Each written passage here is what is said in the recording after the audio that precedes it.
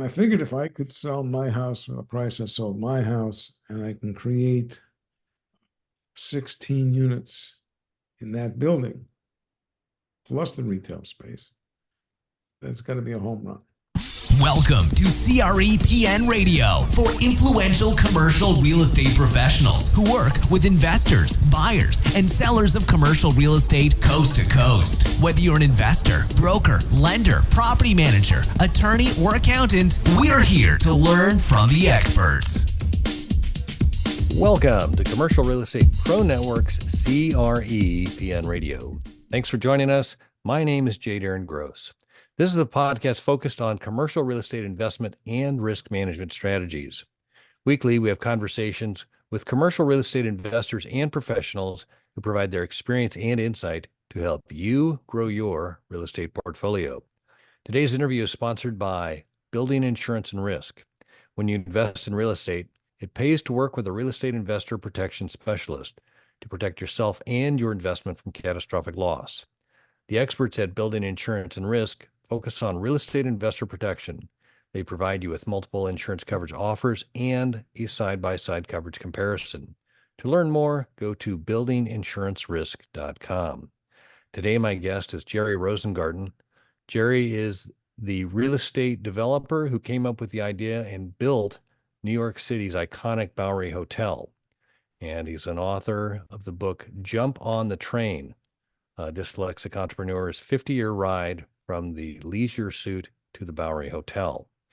And in just a minute, we're going to speak with Jerry Rosengarten about why he stayed in commercial real estate for 50 plus years despite the tough times.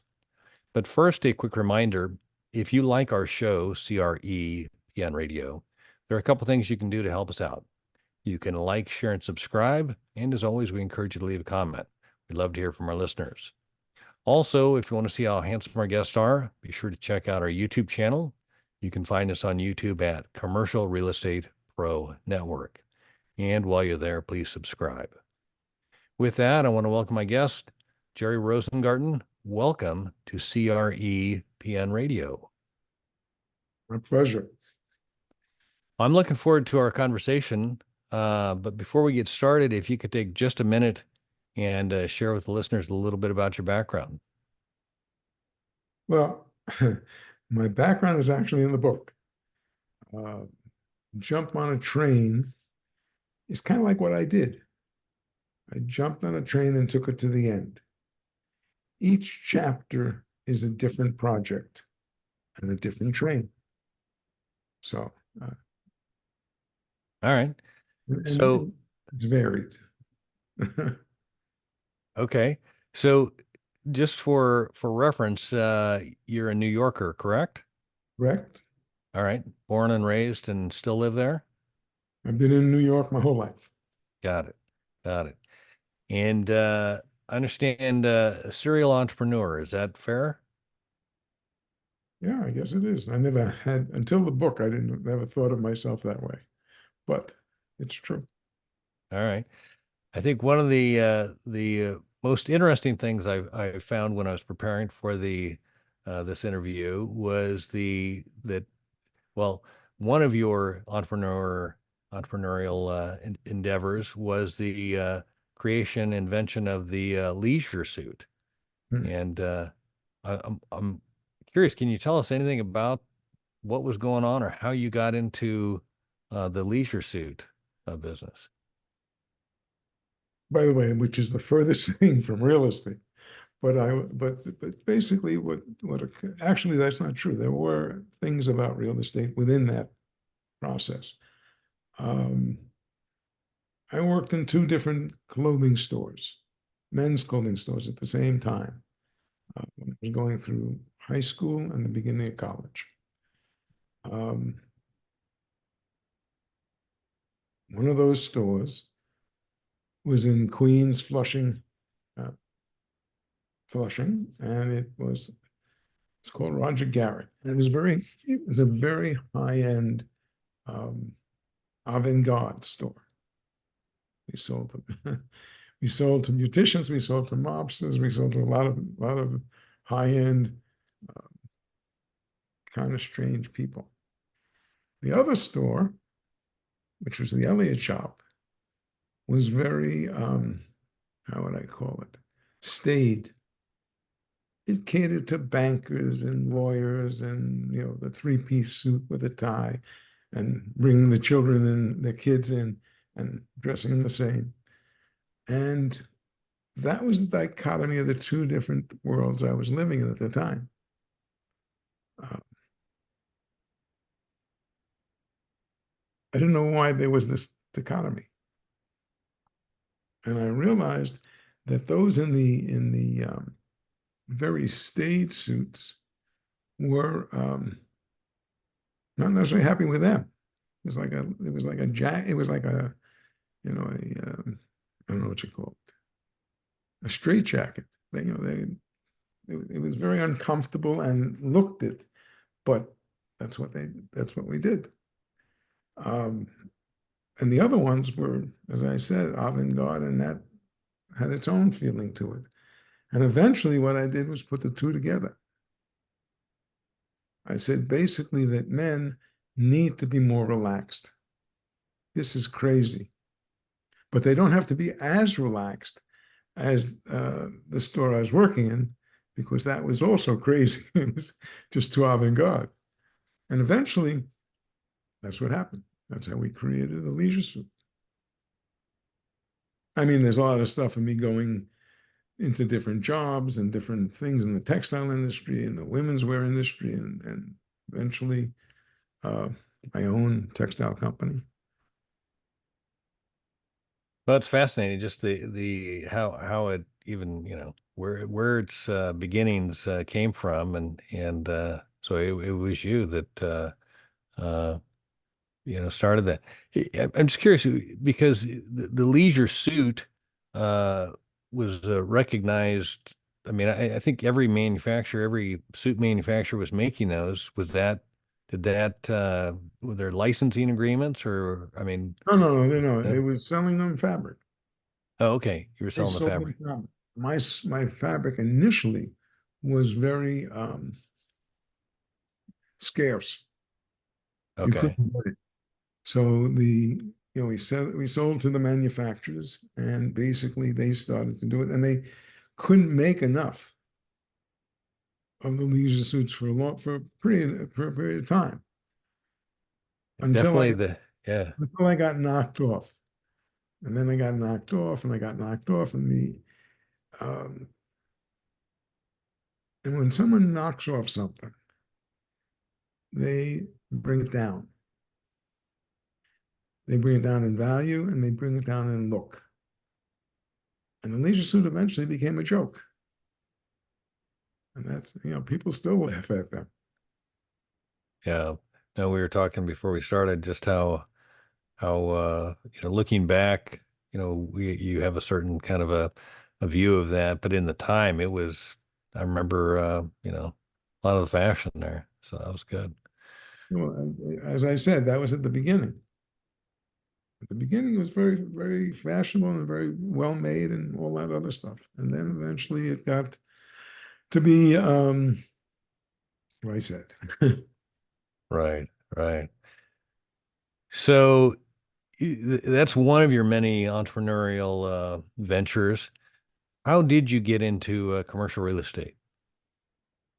Like, I go back to the textile business. When I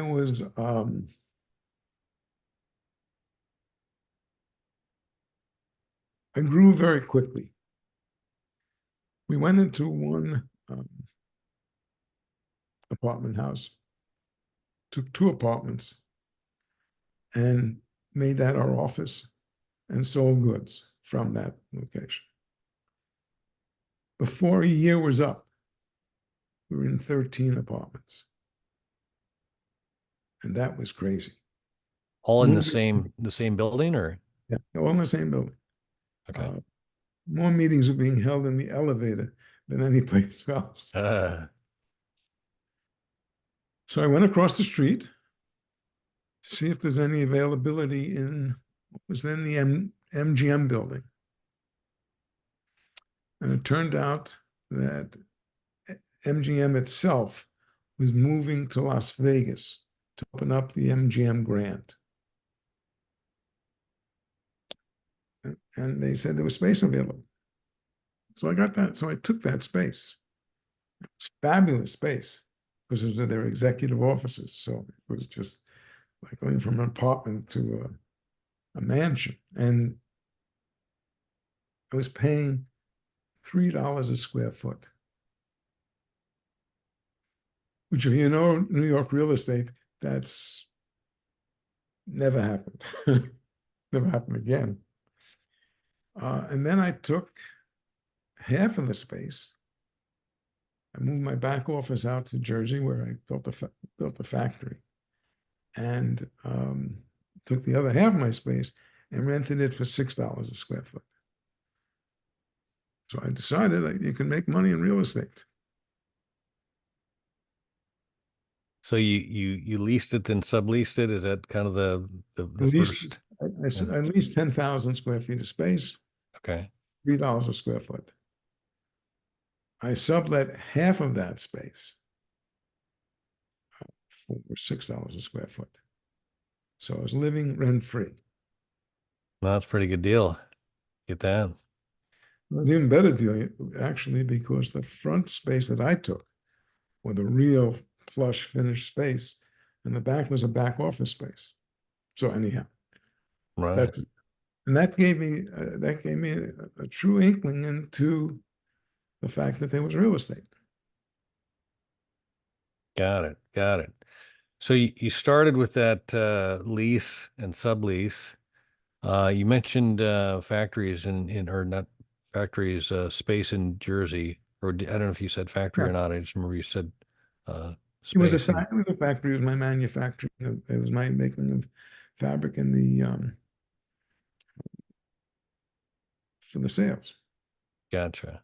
Producing it, Gotcha. producing it there and a lot of other places. But basically, I built the factory. So that was the next experience I had in real estate.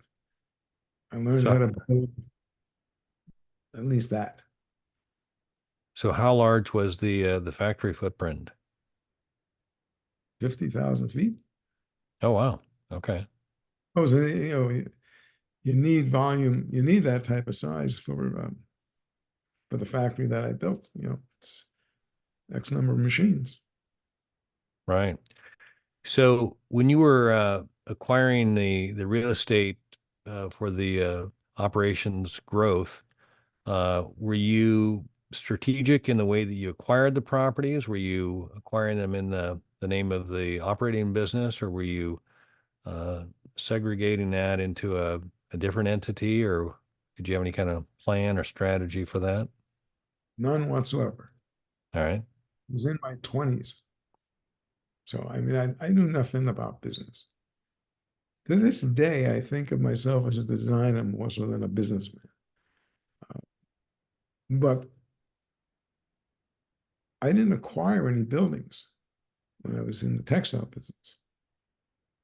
What happened was the textile business just ended. It fell off the cliff because of all the knockoffs or whatever. And, when your product becomes a joke, you can't sell it. So that's the way that happened. And the only thing I actually maintained out of it was a house, a very nice house in Plando. So did you then I mean, it sounds like that was all related to the up and the down of the textile operations. Is that what I'm understanding? No, not necessarily. It's a trend, in a things go out of fashion and they just end. So that's what happened there. And by the way, textile business goes on, but I couldn't go on because I was making a very specific product. Right, right.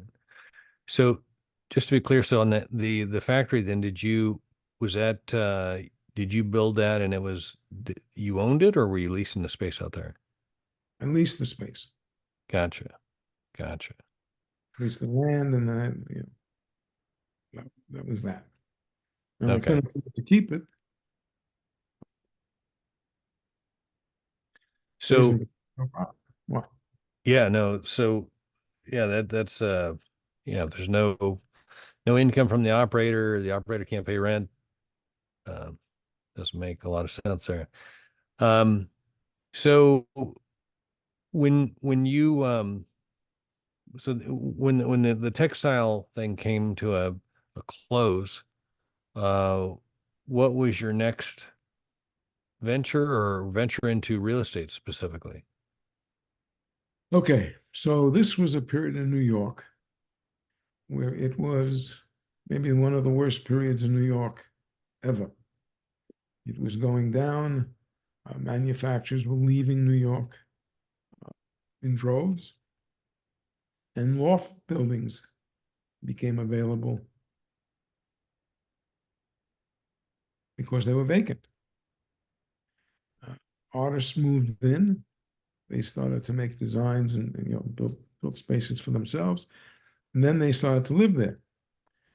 But they lived there illegally because zoning was not allowing for residential use. And I decided that I could take a loft building and make it legal and sell it to artists as well as sell it to regular people because now it was bankable. And that's what I did. I sold my house. I set my family up in a rental situation. I took the money from the sale of that house and bought my first loft building. Tell me about the loft building. Approximately how big was it? How many units were you able to convert it to? Let me just think for a second. It was 8 stories, and it was about 3,000 per floor. So that's what, 24. Yep. 24,000 square feet. And I figured if I could sell my house for the price I sold my house, and I can create 16 units in that building, plus the retail space, that's got to be a home run. And it worked? Yeah. The first one worked. All of this period of time was very iffy for me because I was doing something new for me and new in the industry. And you never know if people are going to like it and not going to like it. So tell me a little bit about just the approximately what years are we talking about when this your first loft? That I got Um, the book. okay. Well, I guess what I was trying to realize you'd mentioned now was a rough time for New York. Every all the businesses were leaving and that, and I guess what I'm trying to I have the date. what's that? No, no, 19, I don't need necessarily a date per se. I was just kind of curious, but so because as you inferred earlier, the textile business trends ups and downs, and I mean I think every business every industry has its own cycle, and right now I know with post COVID, a lot of the cities are struggling with office space rental, and it appears to be the asset class that has a um, more of a difficult road ahead just based on people's new um, they're not going to the office on a daily basis like they did pre-COVID. And well, was that those office spaces are the same as the factory spaces. The only difference is how they're constructed and how they, a design factor. Because the more conventional apartments would fit in those units. Um, and they're hard to do because they're constructed with a lot of infrastructure that would have to be modified. I have ways to do it. I'm just not in the market now to do that. Sure. No, and I think that's really the I think the $64,000 question. People are, it's like, there people I've talked with suggest that there are certain sizes of buildings that make more sense than others. There are, obviously some design constraints based on windows. Not all the office space has windows. But one of the things that I think is interesting, and let me know if you think this holds true, is that what you found when converting the lofts was that the artists were the first to come to the They- space. They Mhm. were already there before you were there, actually, if I understood what you were saying. And is And that well, and that need for low cost uh, space based on the community. I mean, the art community. Um, it's more of a creative. Um, I don't know, creative mindset as opposed to. I mean, obviously, there's business uh, attached to art, but the creative. I don't know exactly how to say this, but I just know that like what I've seen with even clients that I work with that cater to the artist, they a lot of times will find a space that's maybe out of vogue that they're able to uh, acquire for a lower cost, then attract and offer a space at an affordable space, rent to artist type tenants and create essentially a community. And all of a sudden that by itself draws in a lot of the um, people that would not have thought of, but now are attracted to the area because of what's being done in the area. It becomes kind of a place to be kind of thing. Um, artists are leaders, right, and people right, will follow artists. You look around at cities, you look around graffiti on walls that become art. Uh, right, it's a draw, but you got to have a lot of guts to do it. right.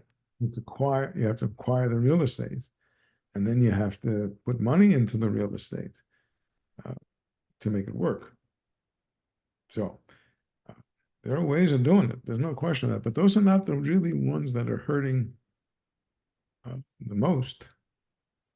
The ones that are hurting the most are the office and conventional buildings like office buildings. And I speak for New York. I don't speak for the rest of the country.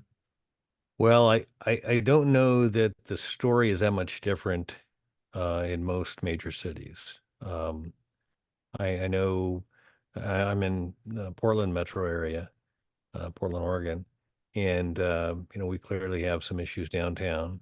But I know that San Francisco and New York and other um, larger cities are faced with very similar challenges.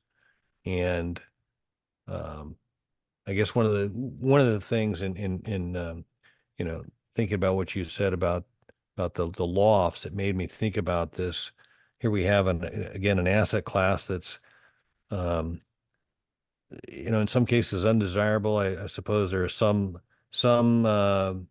that perhaps will be redeveloped into something new, but a large building, well situated, but not for the use of what once or what it was built for.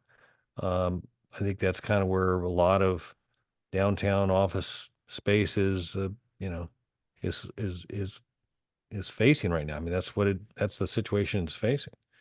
Well, And to get around that, buildings going to have to be sold right, at much lower prices. Developers are going to have to walk in and take them and put money in. Now, the biggest ones that are going to be hurt by this, and they won't necessarily be hurt, but the banks. all of these big buildings have tremendous mortgages on them. These are not owned by individuals. They're owned by the banks, and 10% is owned by them, whatever the number is.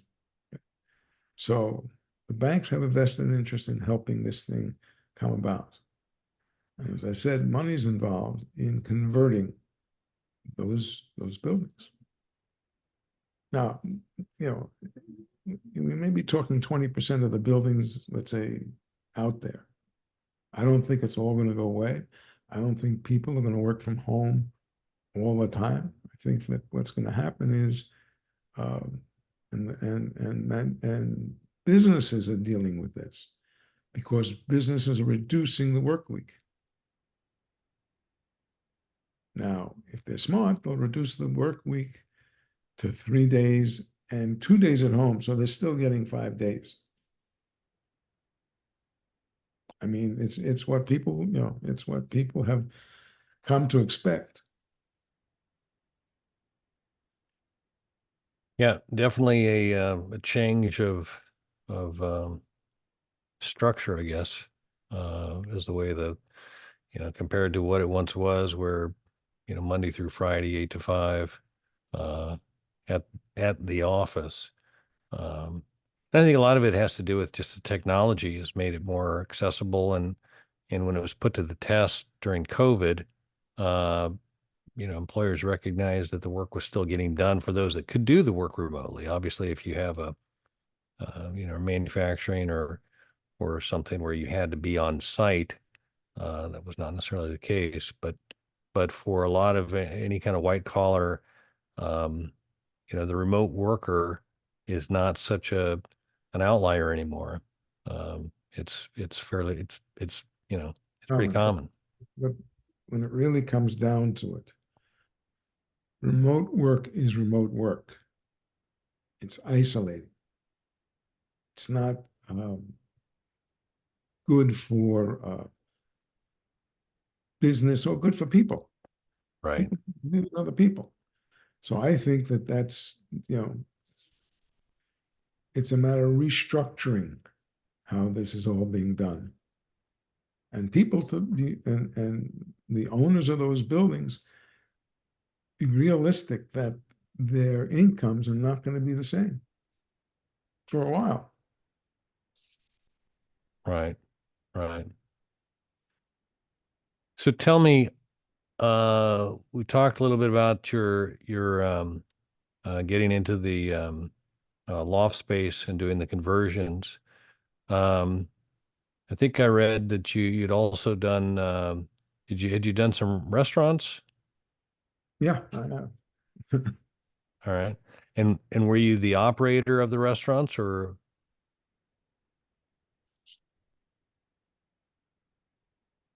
It's hard to say. I was operator in one. All right. Another one is being operated. And then I was one where I joined, and the partner who was the restaurant person wasn't really strong enough. He was supposed to be a chef, and that was a problem. So I took over, not being a chef, but I took over the running for a period of time, and we sold it. And what are there other asset classes? I'm talking about real estate specifically that you've been in.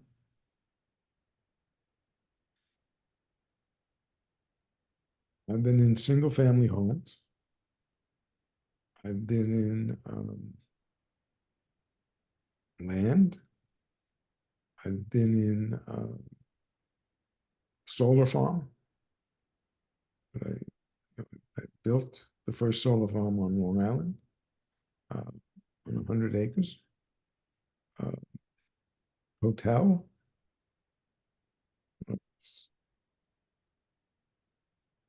And I built greenhouses that are ecologically sound and self-sustained. Actually, only built one of those. So greenhouse, are you talking about a house? I mean, a residence that's quote green ecological, or are you talking about like one that you grow plants in? a house that's ecological. Okay. It's also a first greenhouse built in Southampton. And I owe that one to my wife. She walked in one day with a yellow piece of paper and was upset. I looked at her, I said, first thing I said was, what did I do? But then, but then she was upset because she picked this off the ground, and it was about children not playing on the ground and dogs not playing on the ground for about a week or so while the chemicals went into the ground. And she said, look at this. This is crazy. The infrastructure, the aquifer is going to get, killed. And, she's right. And it was the first time I thought about the environment. And from there, it's history. I built the greenhouse, I built the solar farms. So that was your the starting point for the green effort, the building the greenhouse Correct. and the solar and tell me the solar did you develop basically the solar farm? Is that Yeah, I built the solar farm. and then were you able to sell the energy or did you have to form a utility or did you sell it to the have to Before sell it? the solar farm was one of the hardest projects I ever had. They were all hard, but the solar farm was the hardest. It took 4 years to get it approved. I had, you know the word, what a NIMBY is? Not in my backyard. That's exactly right. Yeah. And that's what happened. I had people who said, not in my backyard. I had the uh, building department, I had the utility, I had everybody against me. And it was hard. It was a hard situation. I originally, I wanted to build greenhouses on that property. In other words, I wanted to do development in greenhouses. Now that I knew how to build it, I can do that and help the environment and help people, uh, which was the intent. And I went to a meeting of a group of people in the neighborhood, and they voted down this green development because I needed a variance to do that because it was zoned industrial. So now I produce approximately 19.6 meg of energy that I sell to the utility. So tell me, was the utility I mean, what I've seen is utilities are very territorial about that. Was that were they happy? Did they greet you with welcome, open arms, or were they one of your bigger That was challenges? that was part of the 4 years. As it turned out, I lucked out by the governor of the area of the state wanting to do green. He became an environmentalist and he wanted to do green. So he said, this has to happen. That was during the fight. I was in the fight before, but the utility then had to deal with me. Up until this point, they didn't have to deal with me, even though they had a responsibility of reducing the consumption of oil by 20%. So, from whatever it was, I got it, eventually did it. It's running right now as we speak. And that's it. No, Oh, that's one other interesting factor. The first solar farm I saw was in Italy. And I went to the solar farm thinking it was something else, but I went to the solar farm and I spoke to the guy who was running it. And he took me into the solar farm and showed me that they were growing crops under the solar farm, under the panels. And it blew me away. Now, I wanted to do that in Long Island.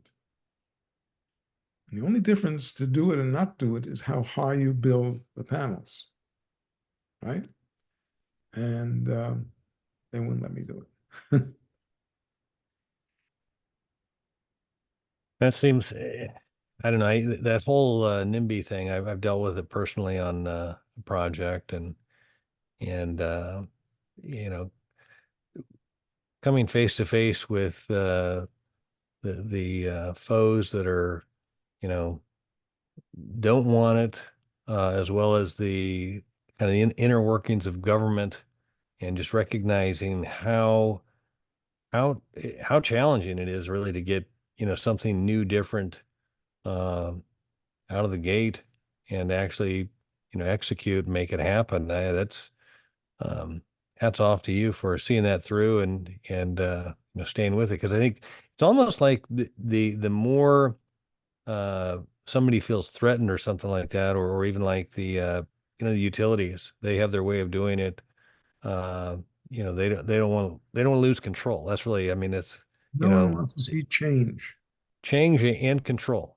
You know, I'm convinced if just like simplifying the tax code, you'd have the you know, the accountants would lobby together and fight that, you know, kind of thing.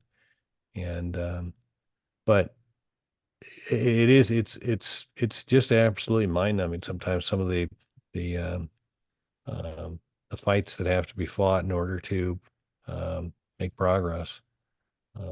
So It's interesting with the solar farm is no one can see the solar farm from any direction. Only a drone or a plane could see it. So it, you know, it was a crazy fight. I mean, there's no question that I knew and they knew, I think they knew, that they wouldn't be able to see it. So so you mentioned 19 meg, or I don't know, gigawatts. 19.6, What was that? 19.6 meg. Meg? So I don't know what that translates to. Is that how many homes, or how big of a uh what's that equivalent to as far as the ability to power? Um, Between 5,000 to 8,000 meg of carbon is taken out of the air. wow, By the way, that's the whole concept. You know, eliminate carbon. right. No, that, amen to that. Clean air, I'm in for that. That and clean water. I think Mhm. with that's the one that people don't recognize enough. I think your wife was on to, she was 100% right on that. The water, I know, I've seen various different reports and about all the things that we have and all the chemicals and such that leach into the water source, and you know, Well, you're we always gotta have drinking water. you're drinking bottled water. You Yeah, can't drink the water that comes out of the ground. Not here, not Long Island. It's it's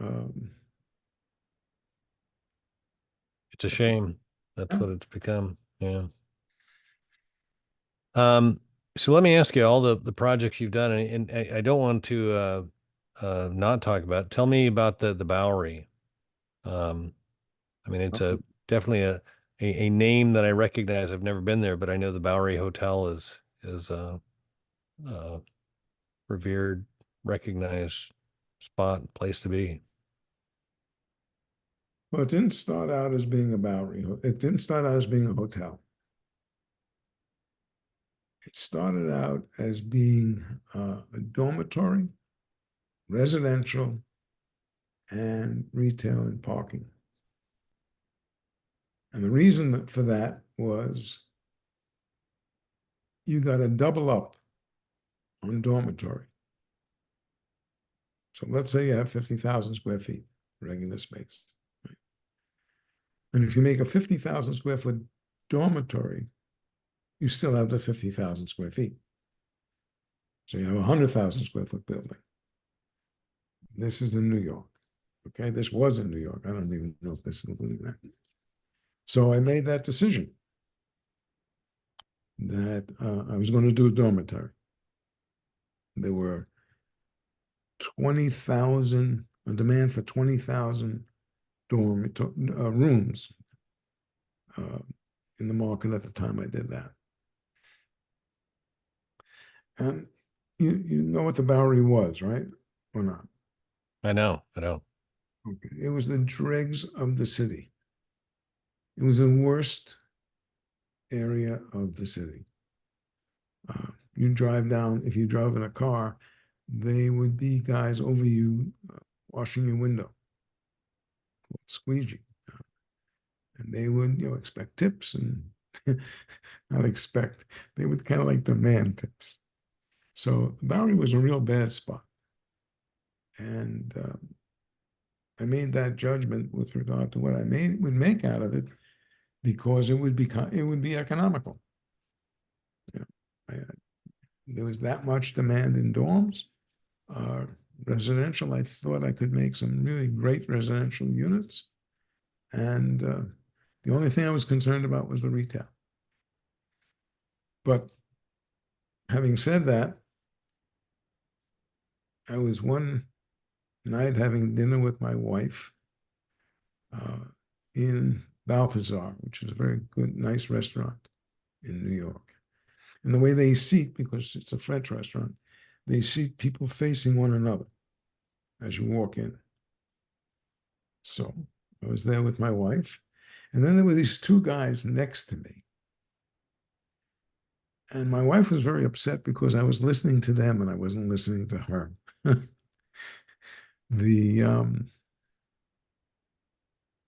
They were talking about the Bowery. Now I'm doing what I consider an economic deal in the Bowery. They're doing a deal which is very risky, on the Bowery, but that meant the Bowery was changing. And I left that dinner and decided to make the project that I just described to you into a hotel. And I found some of the best operators, good designers, and we made this hotel. So the building, was it there, or was this a conversion, or was it a ground up new construction? It was a gas station. Really? Yeah. So the ground that so you built it new then, but there was a gas station there, and then was that a tear down and then build the hotel? Built well, no, wait a minute. I built the structure. It was already up there when I made this pivot. Okay, so you had Well, originally, it was going to be the dorms, but you then converted to a hotel? correct. But I built the structure. I didn't do the fit out on the interior. So in all candor, you can do anything you wanted. Got it. And today, the Bowery Hotel, is that still one of your properties? Yeah. And I'm a part of it because the people I brought in have parts as well. all right. And so you have the hotel and then retail on the ground. Is that? No, there's not No. really restaurants. Okay, restaurants. Okay. Restaurants, And bar lounges. since you developed that, what's the surrounding area become? It's become a hot area. I mean, that's like we were talking when artists move in and stuff. It's become a hot area. So you have, one of the things I'm picking up on is you have either had the guts, the vision, or just some sort of a sense on kind of what's next. I guess that's true. By the way, Uh, there's another half of the story in the book. oh no, I'm not. I don't want to get the whole book out. I want people to come, buy your book. But it's fascinating. I think it's got to be a great read, and I hope everybody listening will take advantage and order your book. But Well, I'll give you another story. all right. One. This is a good one. This is a good one. Maybe in a bad one. My folks, we lived in a 2-bedroom, 1-bath apartment, and it was 5 of us. My brother, my sister, my mother. And my mother and father never owned real estate. So they came to me and told me or asked me, we're going to buy a place which hadn't been built in one of these 50 or older communities. So I told them to buy it. She said, should I buy the top floor or the bottom floor, which is, there were only 2 floors. And I said, buy the top floor. You've been living with somebody over your head all your life. Now you'll be over the head. Right? So she buys it. Now we go ahead 20, 30 some odd years. And she says to me, my knees are hurting to go up the stairs. So I said, okay. I said to my brother, let's you and I build an elevator. My father said, they'll never let you build an elevator. And they wouldn't let us build an elevator. So I said, let's put in a lift, which is, you know what a lift is? It's like a little elevator. It's like a little, maybe 3, 4 people elevator. It just goes up and down. It looks like a telephone booth. Okay. And she never let you put that in. It took me 2 years and going in front of 1,500 people in a auditorium and saying to them, this is what sold it, because I've been saying the same thing up until this point and not winning a battle. I said, you're not giving your neighbor an elevator. You're giving them a spare tire. And it sold. The boat went with us, and now, so I put in the one. There are now 700 lifts in this place called Kings Point. So spare tire, explain to me how you, the analogy, what was it that resonated with the. Okay, what was happening with the upper floors is the people were getting older to the point that they couldn't maneuver the stairs. The developer never thought people would live there for that long, whatever. And my mother was running into the same thing. And my mother and father lived 10 years longer because of that lift. Okay. Because they didn't have to go into a nursing home and stuff like that sooner than they had to. And that was a good thing. No, I love it. That's a great way to end this part of our talk here. Jerry, if we could, like to shift gears here for a second. By day, I'm an insurance broker, and as such, I work with my clients to determine or to assess and determine what to do with the risk they face. And there's 3 strategies we typically consider. We first look to see if we can avoid the risk. And if that's not an option, we look to see if there's a way we can minimize the risk. And if we cannot avoid nor minimize the risk, then we look to see if we could transfer the risk. That's what an insurance policy is. And as such, I like to ask my guest if they can look at their own situation. Could be the clients, the neighbors, the Fed, whatever it is that you identify and consider to be the biggest risk. And again, for clarification, while I'm an insurance broker, I'm not necessarily looking for an insurance-related answer. And so if you're willing, I'd like to ask you, Jerry Rosengarten, what is the biggest risk? Okay. If you own real estate, you're always at risk. Always at risk. somebody falls on your property, somebody, there's a fire. But these are the things that you're going to always be risking. As far as the biggest risk is building the real estate. To build it, catastrophic things can happen. I had a crane fall in a building I was building, not Bowery, not the building that I was building. Also a 17-story building. And the crane fell and knocked out the 8th and 7th and 6th floor of the building. Now, no one's living in the building, but that crane was next to other buildings. And if it went another way, a different story. I think that's the biggest risk that I know. That is a unique story and a I've seen those videos where like the wind's blowing or something and crane topples, but never had the chance to talk to somebody it's happened to. So wow. I never thought it would happen to me, but Right. I was home in bed.